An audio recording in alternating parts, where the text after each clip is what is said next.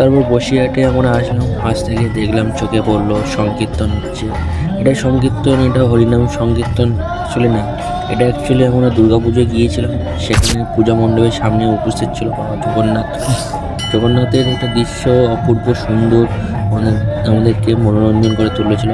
তারপর আমরা খুশিতে চারিদিকটা দেখছিলাম, ক্যামেরা করেছিলাম, তোমাদেরকেও দেখাচ্ছিলাম। তারপর উপরে দেখো প্যান্ডেলটা এত সুন্দর করেছে যে জগন্নাথের সাথে, তার সাথে প্যান্ডেলে এত অপূর্ব সুন্দর একটা দৃশ্য ফুটিয়ে তুলেছে যে দেখার মতো। তারপর আমরা ওখান থেকে ভেতরে ঢুকলাম।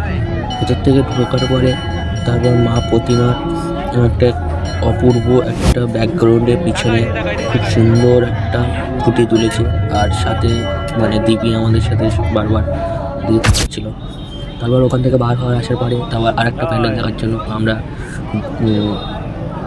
ভূতের রাজা দিল বর, সেই প্যান্ডেলটা দেখার জন্য আমরা রাস্তায় নিয়েছিলাম।